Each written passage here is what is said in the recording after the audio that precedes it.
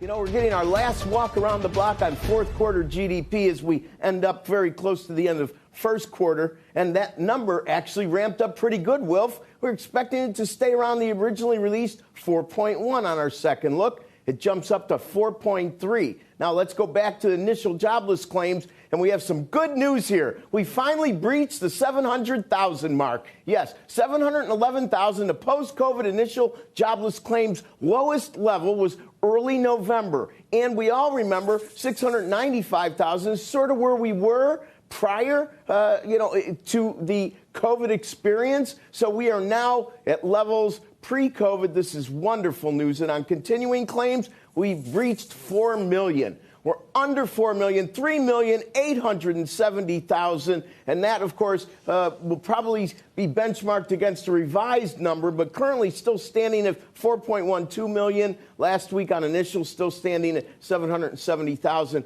My guess is these numbers will trickle in with some revisions soon. And let's go back to that GDP, because the consumption number is very important. That didn't get the extra strength the headline did. 2.3, that actually loses a tick from 2.4. The pricing index stays stable at 2%, and the core personal consumption expenditure quarter over quarter, arguably a Fed sort of favorite or one of their favorites. That's 1.3, also down a tenth from 1.4. And yes, the revisions are trickling in, gentlemen. And Becky, 781,000. So last week's initial moves up 11,000, and the 4.124 million moves up a bit to 4.13, which makes these drops that much more enjoyable.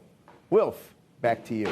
Rick, thank you. And Steve Leisman's with us as well. Steve, what's your reaction to this? I mean, the GDP uptick, is there any way that's going to then lead us to have a little bit more problems in Q1 this year? I don't think so. I do want to say, Wilf, I want to be happy about the jobless claims numbers, and I am happy. It's definitely better news that we're under 700,000. And there's going to be a time that we're going to say that this economy took off either because of the vaccine or because we opened up or the combination of both. The trouble is I'm still seeing people in the two separate or specific pandemic programs that were created for unemployment assistance, both the pandemic unemployment assistance, which is the one that's for gig workers, self-employed workers, that went up in the prior week, that's the week of March 6th, as well as the pandemic emergency, which is the extended benefits. Both of those are still going up, and you still have something like 18.9 million.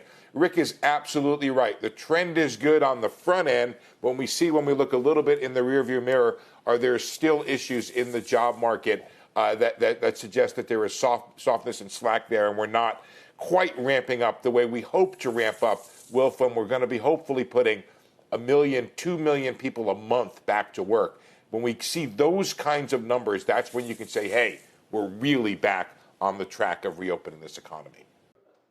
Shepard Smith here. Thanks for watching CNBC on YouTube.